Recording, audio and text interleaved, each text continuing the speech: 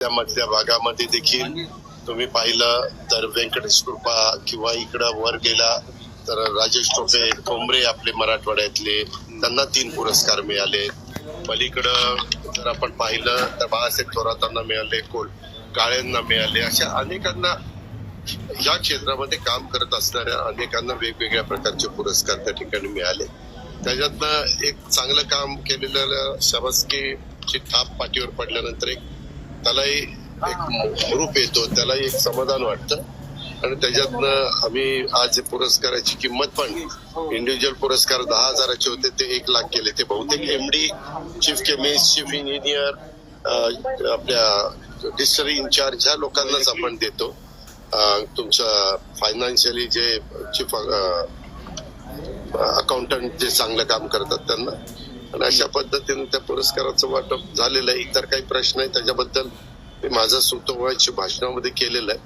मी meeting पण त्यांची घेणार आहे आणि त्या मीटिंग मधनं जेवढे काही प्रश्न मार्गी लावता येतील महायुतीच्या वतीनं, राज्य सरकारच्या वतीनं ते लावण्याचा साखर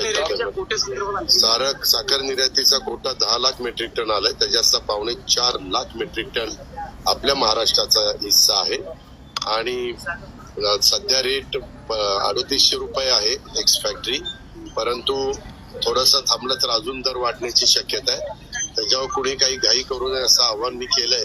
कारण पुढं 3 आठवड्यांनी रमजान आहे, जगामध्ये सगळीकडे तो साजरा केला जातो आणि तेव्हा मोठ्या प्रमाणात साखरेची डिमांड जगभर त्या ठिकाणी वाढते आणि त्याच्यामुळे तेव्हाही दर वाढतील. आणि साधारण आमच्या या क्षेत्रातल्या ज्यांचा ह्याचा गाढा अभ्यास आहे, जे फेडरेशन मध्ये काम करतात किंवा या क्षेत्रात काम करतात, त्यांचं असं मत आहे की एप्रिल, मे, जून या काळामध्ये साखरेचे दर चांगले त्या ठिकाणी राहतील. आम्ही आता उद्या आम्ही साहेबांच्या बरोबर पण आमचा कार्यक्रम आहे, तिथं पण आम्ही विनंती करणार आहे की ज्यूस टू इथेनॉल आणि हेवी टू इथेनॉल याचे दर त्या बाबतीमध्ये वाढवून द्या. MSP पण वाढवली पाहिजे, कारण 4-5 वर्ष झाली MSP 3100च आहे आणि FRP मात्र वाढत गेलेली आहे. त्याच्यामुळं साहजिकच शेतकऱ्यांना भाव त्याच्याला वाढून द्यायचं म्हटलं तर साखर पण त्या दरामध्ये गेली तरच भाव वाढून देता येतो. म्हणून साखर असेल, आमची वीज असेल आणि आमचं इथेनॉल असेल, या संदर्भामध्ये आम्ही सगळ्यांनी लक्ष घालायचं ठरवलंय. चांगली व्हरायटी ही लावली गेली पाहिजे, त्याच्याबद्दल पण सुतोवाच. आणि दरवर्षी 33% तरी त्या भागात बेणं बदललं गेलं पाहिजे. एकदा नवीन बेणं आलं की ते 3 वर्ष टिकतं. असं जर बदल केला तर टनेज पण वाढेल, रिकव्हरी पण वाढेल, साखरेचं उत्पादन पण वाढेल आणि आपण मेन उद्दिष्ट टार्गेट शेतकऱ्यांना जो जास्तीचा भाव मिळाला पाहिजे ते पण साधता येईल.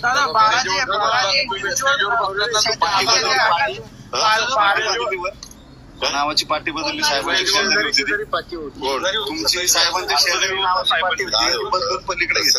त्याच्यामध्ये बाबासाहेबांना काही साहेबांशी बोलायचं होतं तर मी केव्हाही बोलू शकतो, म्हणून बाबासाहेबांना मध्ये बसवलं.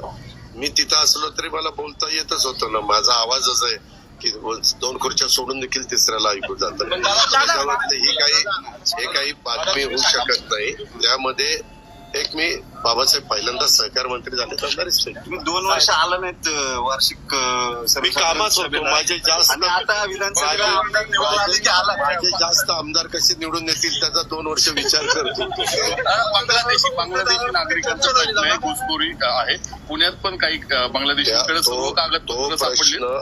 लाडक्या बहिणीचा लाभ एका बांगलादेशी महिलेला मिळालाय मुंबईमध्ये. तो प्रश्न आपल्या देशामध्ये सगळीकडेच उत्पन्न झालेला आहे. विशेषतः मुंबई, पुणे, अशी कलकत्ता अशी जी काही शहरं आहेत त्या शहरामध्ये देखील, दिल्ली वगैरे ठिकाणी ही लोक येत आहेत. त्यांना शोधण्याचं काम आणि त्यांना परत पाठवण्याचं काम आपण सुरू केलेलं आहे. परवा सईदपर जो हल्ला झाला तो बांगलादेशीच होता. हे सगळ्या एकंदरीत तपासावरून सिद्ध झालेलं आहे.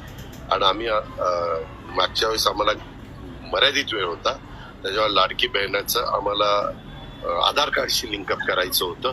ते दुर्दैवाने आम्हाला करता आलं नाही कारण वेळ कमी होता.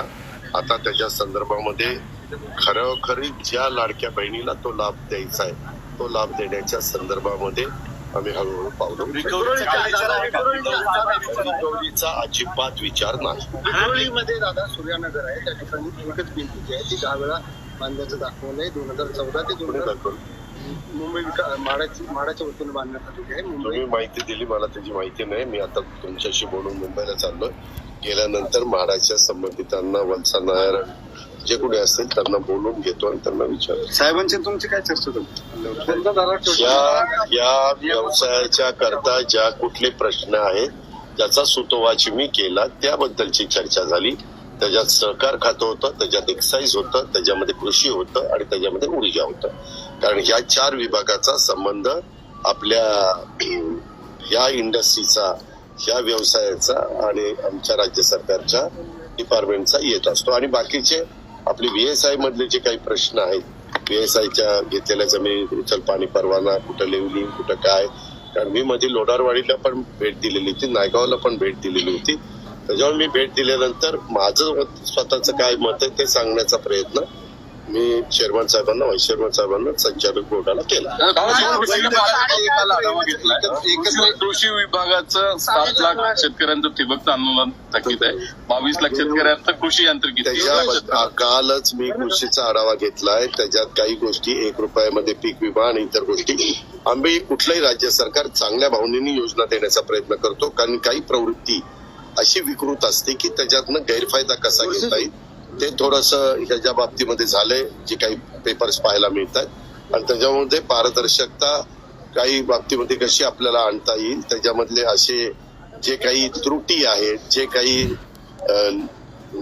गोष्टी आहेत त्या कशा आपल्याला दूर करता येईल याबद्दल आम्ही सगळेजण लक्ष घातलंय. देवेंद्रजी आल्यानंतर मुख्यमंत्री महोदयांशी पण बोलून त्याबद्दलचे अंतिम निर्णय घेतले. 2 ठिकाणच्या पालकमंत्री पदाचा विषय सॉर्ट होतोय काय? रायगड आणि नाशिक. मुख्यमंत्री आल्यानंतर तो मुख्यमंत्र्यांचा अधिकार आहे. मुख्यमंत्री महोदय सगळ्यांशी चर्चा विनिमय करून मार्ग काढतील याबद्दल मला खात्री. बीडचे कोंबड्यांच्या हत्येचे प्रकरण आहे ते काल धसांनी सुरू केले. कोणाच्याही हत्या असतील, जर त्याचे काही पुरावे दिले आणि तक्रार दिलेली असेल तर त्याची चौकशी केली जाईल. चौकशीमध्ये जे कोणी दोषी असतील त्यांना निश्चितपणे कायद्याने, नियमाने, घटनेने, संविधानाने जी शिक्षा करणं कडक मधली कडक. म्हणजे त्या सरपंचाची जी काही हत्या झाली ती तर इतकी निगृढ पद्धतीने केलेली आहे की तिथं त्या संबंधितांना फासावरच लटकवलं पाहिजे. त्याकरता 3 जणांना काम एजन्सीला दिलेलं आहे, CID, SIT आणि आपलं न्याय व्यवस्था, न्यायाधीश. हार्वेस्टर 150 शेतकऱ्यांची तक्रार आहे वाल्मिक कराडांच्या विरोधात.